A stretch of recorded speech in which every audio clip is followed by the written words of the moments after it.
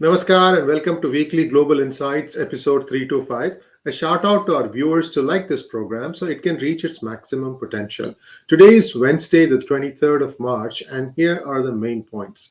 Russia, Ukraine, Europe developments. According to Israeli Prime Minister Naftali Bennett, Russia is no longer desiring the ouster of Zelenskyy, but it wants full demilitarization of Ukraine, accept Crimea and Donbass and other regions annexed as part of Russian Federation, and Ukraine now is no longer interested in joining NATO. All these are Bennett's views and possibly not acceptable. But what is important is that we can see that the lines are being drawn on the ground as Ukraine is trying to now claw back some of the lost territory, especially in the Mariupol region. Russia is yet to confirm the same, and especially demilitarizing Ukraine. French President Macron also speaks with Putin and Zelenskyy. So a lot of conversations going on, and we are going to have at 9 p.m. a look at this whole thing from a Chinese viewpoint, and that is going to be by Elmer Yuan. It's got a lot of information that you perhaps have not got elsewhere. Sridharji, namaskar. Welcome to P Guru's channel, sir. And what do you make of the statements from Naftali Bennett? He's, after all, your very good friend, sir. Naftali is doing his best. He doesn't want to see destruction of Ukraine. He, along with Emmanuel Macron and German Chancellor, Mr. Scholz, they are the people who are having constant discussions between the Ukrainian side, Zelenskyy and Vladimir Putin. It seems like there seems to some kind of convergence is happening, and there is narrowing down of the entrenched positions. But it's very clear Russia and Ukraine are still far apart in terms of resolution. Crimea is not going to be given away. Donbass region is not going to be given away. Some of the areas around the northeastern side, which we discussed yesterday, last show, is not going to be given away. I think NATO membership is going to be, NATO is not going to give membership to Ukraine, and therefore I think eventually Ukraine may concede. The question therefore is, so I think Russia has also made a concession, which is to say we are not interested in the ouster and appointing a dummy administration. So I think we are beginning to see the first signs of a concession. Whether it actually translates into any outcome, time only can tell, Sriji. And Kremlin would use nukes only if the existence of Russia is threatened. Russian ex-president Medvedev criticizes Poland's role to be the peacekeeping force. Poland is at the brunt of the refugee crisis now, and now they are also trying to put together a NATO peacekeeping force, Sridharji? No, they're not putting together a NATO peacekeeping force. We covered this last time. Poland has volunteered to be an independent peacekeeping force, creating a buffer between the Russians and the Ukrainians. As you correctly pointed out, they are receiving the bulk of the refugees. The refugee number has crossed 3.2 million. If you recall, United Nations have predicted, close to 4 million. So they're facing the brunt of it. So they're ready to come forward. Obviously, the Russian side do not want to have any part of it. Biden and NATO to spell clear plans on Ukraine situation at the Thursday meetings in Brussels. NATO also contemplates warning China if it comes to the rescue of Russia or supports it in its war efforts. Small countries led by Lithuania demand more action, including assistance to Ukraine. Europe to consider establishing Ukraine Reconstruction Fund. All this is good, Sridharji. What do you expect out of this meeting where Biden is going to be present in person along with perhaps G7 leaders? I don't think anything, sir. I think Biden is this is US media, which is pro-Biden trying to make a case. There's a lot of information that is coming out of Europe is they are constructing their own plan. It'll be interesting to see he's going to announce additional sanctions. Additional sanctions includes adding more banks and adding more oligarchs to the list and adding some of the close members of the Putin inner network, but none of it would have any impact because the oil imports and gas imports into Europe continues as we speak, and that has not been halted. So I think what Europe is not in a position, or not yet ready to do it, do the halting of the energy imports from Russia. So it remains to be seen as to what actions that will come out, and whether there will be convergence between United States and rest of the NATO members.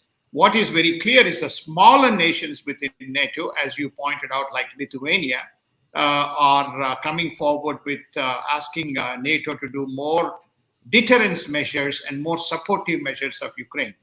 And as far as EU is concerned, they are doing two things. One, they want to make sure that the Ukraine is preserved as an independent nation.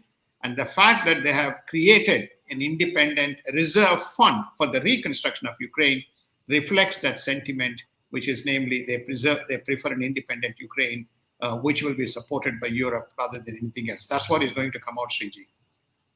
Is Pentagon to help Ukraine document war crimes against Russia, and can Putin be prosecuted? Russian bombing of Ukrainian cities considered compared to Nazi war crimes. Sridharji, this is where things start getting a little murky, in the sense that it's a he said versus she said. So you have two divergent viewpoints. Somewhere the truth is there, somewhere buried in between those two. What do you make of this, sir? Was Russian bombing a war crime? As far as Mariupol is concerned, absolutely. All the targets were civilian, hospitals, civilian buildings, prisoners, civilian prisoners being taken.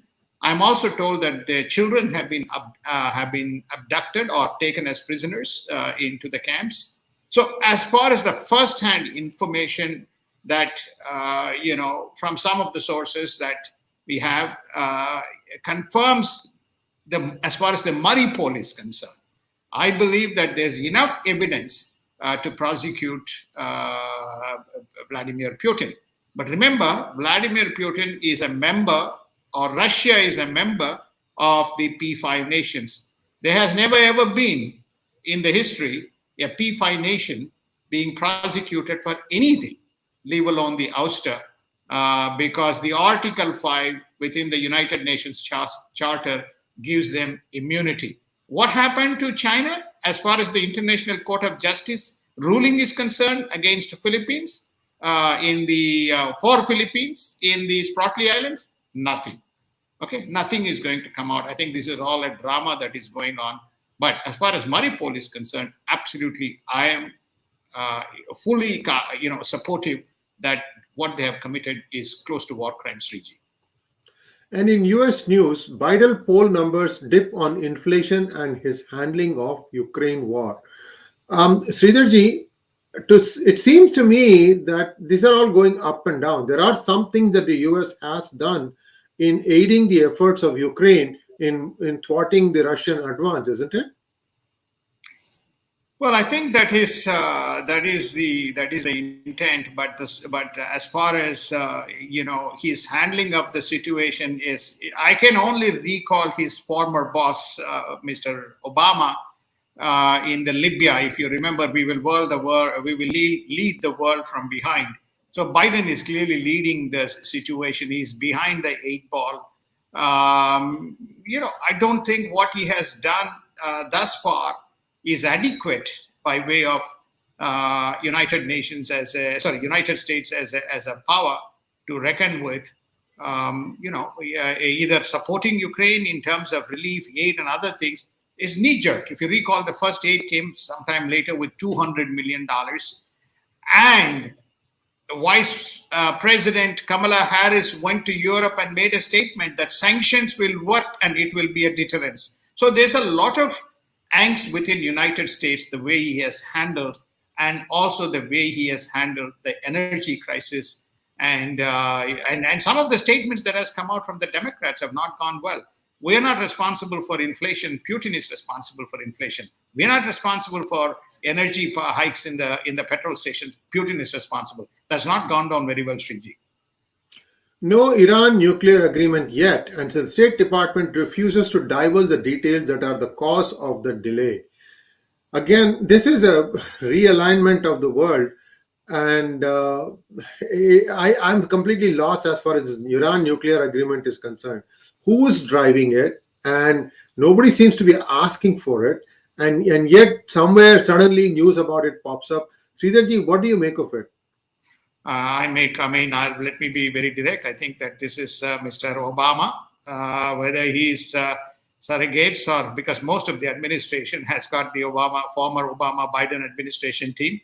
Out of nowhere, this has come up, and this is being discussions have been going on. Also, I think that one has to recognize that this is it's like a well-known secret.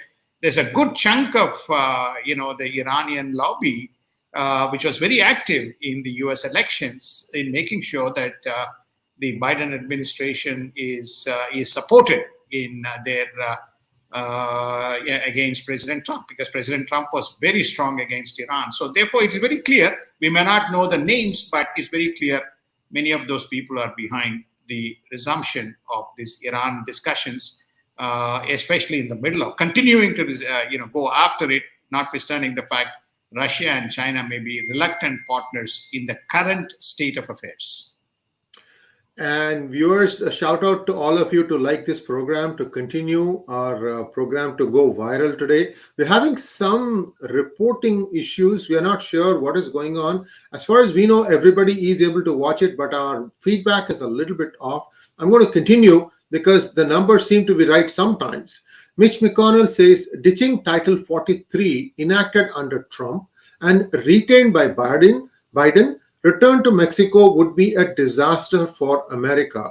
A federal judge in Ohio, a Trump appointee, rules Biden's lax deportation policy as illegal, namely whom to permit and whom to deport. Sridharji, what is Title 43, sir? And then how does it apply to this whole scenario? Title 43 is that this was enacted in the last year when the COVID picked up. That is those who are detected with COVID at the immigration detention center will be sent back and be part of the Stay in Mexico program. That was enacted during that point of time. And that was followed by Biden up until now. But suddenly there's a ruling which Mr. Mayorkas has introduced. No checks, anybody and everybody can come in. Recall we had talked about this, and for whatever reasons, this ruling was overruled, and then it went to the court, and the court has ruled that you cannot have this discriminatory policy. Where's the discriminatory policy? Recall the Haitian drama that took place. Many of the Haitians were sent back, so this is where it comes from. How can you say from Central America you will take, but from Haiti you will not take? And I thought it was Cuba, sir. Huh? Cuba or Haiti? Haiti, sir. Okay. That bridge. You remember in the south, the Texas bridge, the whole bunch of people being sent back. Yeah, Haiti. Surprises never cease. House Republicans continue to push for information on illegal immigrants who are on the terrorist database list. Sridharji, there is one more evolving problem. Now, we know that China has not had a proper vaccination program because their vaccines have not worked. Now, there is a Delta Omicron outbreak again in China. They have allegedly, I'm saying this and very, very carefully, allegedly locked down Shenzhen and Shanghai, two biggest cities. We don't know for sure if this is true or not. We don't have information that confirms it. We have it from one or two sources, but we are waiting for confirmation. Now, if US continues to fly flights to China, that's going to come right back, sir. Well, look, I think China has remained an enigma. So, as you rightly point out, yes, there has been rise in cases. Shenzhen was shut down. Reports from Asia is that Shenzhen is being reopened in a very careful manner. So whether all these things have disappeared or have not, we don't know. We covered this about, I think, either the last session or session before, that even we touched on, Hong Kong being proximus to Shenzhen, and with the rising cases in Hong Kong, it's not unusual for either Shenzhen or Shanghai to have a spillover with no travel restrictions between Hong Kong and mainland China. So it could be the reason, we don't know. But I'm sure that China will deal with it, or we will see some of these things flow into the other parts of both Asia as well as United States. Georgia and Wisconsin are advancing probes into accusations of widespread illegal ballot harvesting in the 2020 presidential elections.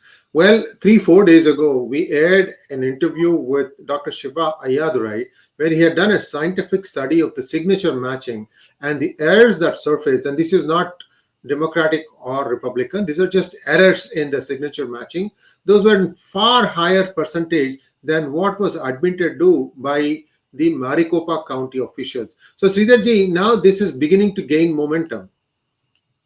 It is. I think that there is now slowly gathering evidence. I mean, you remember we touched on, if I remember correctly, we did touch on Wisconsin. We did touch on Georgia being one of the states. We also touched on one of the upper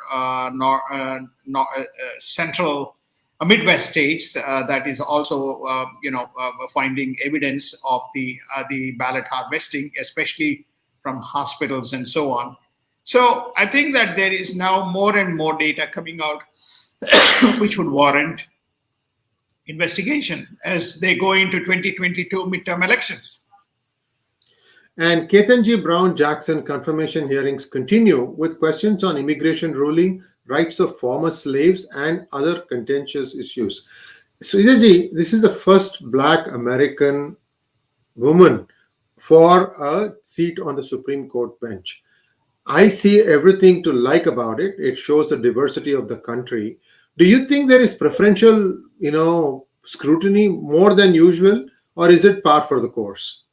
I think that I advise people to, if you get a chance to watch some of the hearings yesterday, it was quite acrimonious between the Republicans and the Democrats on the nomination. She has not tried to answer some of the questions. Look, there is no right or wrong. Some of these judgments and some of the opinions are drafted based on the circumstances and so on. This has happened in, Amy Radin Barrett. It's happened in Kavanaugh. The backgrounds, etc. So she's going through the usual drill, and where some of these controversial opinions when she was the judge in the state courts comes up for the hearing as to why you formed the opinions. She doesn't need to give any specific answers because she can choose to give answers as she feels appropriate. Now, at the end of the day, how is the decision made? The decision will be made on whether you have the votes to get her across. And as you rightly point out, there is a lot of euphoria that she would be one of the first people of, Clarence Thomas is also, if you recall, belongs to the African American origin, but he is conservative, and she comes from the liberal side of the bench. So there's a lot of euphemism, and let us see what happens. But one has to brush it aside as opinions which you can naturally expect between two sides. 7 states have an explicit ban on teaching critical race theory. 15 states are working through the ban process. 26 states have no restriction out of the 52 states. 4 states, no decision. The divide is almost down the middle as far as critical race theory is concerned. We'll keep you posted on this in time. Now let's take a quick look at Asian news. China searches for victims after the first plane crash in 12 years. No survivors were found, with 132 passengers on board as search operations continue in the South China mountainous region of the Guangxi Zhuang. The flight was from Kunming to Guangzhou. Japan's stealthy frigate joins naval fleet as Japan continues its defensive deterrent operations. Sridharji, quickly on Japan also joining the patrolling of Taiwan waters, sir. Well, it's a very interesting survey that was done in Taiwan. This should not be surprising or should be surprising. Over 70% of the people believe that Taiwan, when it is attacked, United States will not come to its rescue. If at all there is a nation that is going to come to the rescue in the event of an attack by China. They believe, this is Taiwanese population believe, it's going to be Japan. And so therefore, consistent with the theme, and Japan has maintained the position that if Taiwan is attacked on the anvil, next is Japan. Remember, we have again covered in our Global Insights, both on the north in the Kui Islands, as well as in the Senkaku in south, Russia in the north and China in the south. Japan is under siege. So therefore, it is natural, that they are beginning to now put a defensive measures in place, and Taiwan is very much within their eyesights.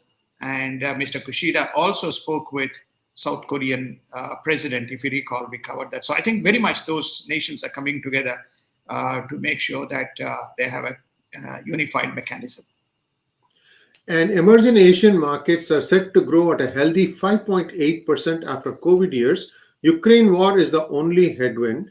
Taiwan firm donates new Taiwan dollar 1 million worth of drones to Ukraine military in its fight against Russia. Sridharji, is it 1 million or 1 billion, sir? 1 million. These drones are not very expensive devices, sir. So drones which are capable of armed drones. They are not, armed vehicles, unmanned vehicles, but these are drones. So they're giving, and the drones have been very effective in combating and helping Ukraine to stall. The Russian tanks have taken a big hit in that specific battle.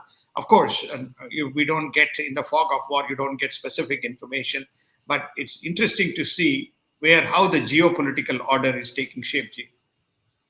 And Myanmar rejects allegations of genocide by the United States. No surprise there. In India news, BRICS nations make up 15% of global market capitalization, representing 16.46 trillion of the global 112.43 trillion value.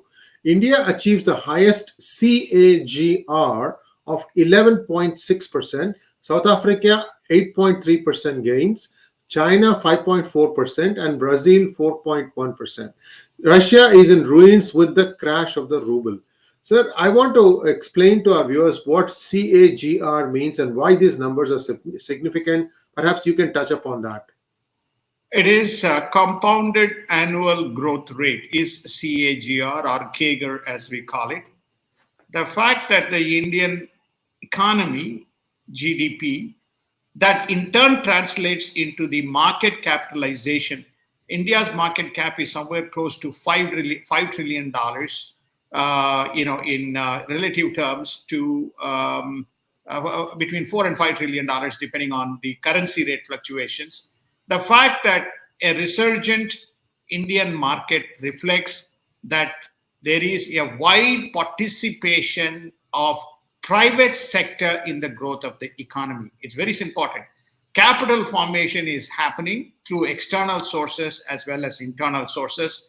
The capital formation is not through Indian government, which is historically the case. The fact that India has achieved the highest growth since 2008 is highly correlatory in terms of what India has achieved in its public markets. And after Moody's Fitch rating cuts, India's GDP forecast for fiscal year 23 to be 8.5% from 10.3%.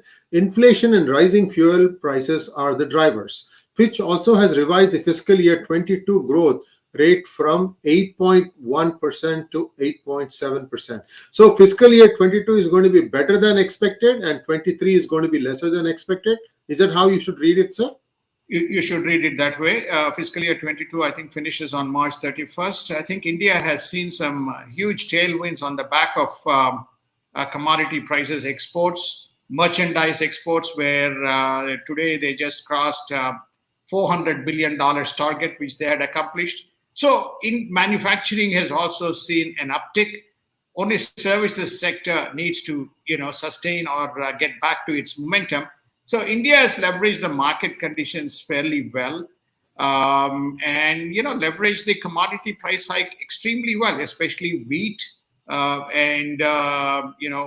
Wheat has been one of the big exported items.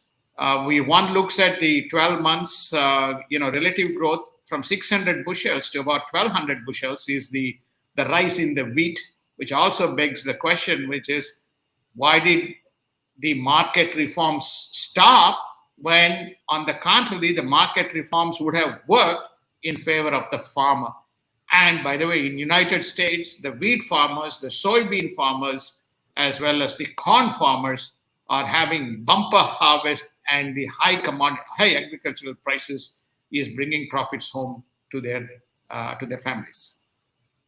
And the rising agriculture prices has the opportunistic politics of vested politicians doomed the reforms that would have benefited the farming community. And that's what Sridharji was mentioning. India's External Affairs Minister meets with US Under Secretary of State for Political Affairs, Victoria Nuland, and the discussions focused on Ukraine, Indo-Pacific bilateral ties expansion.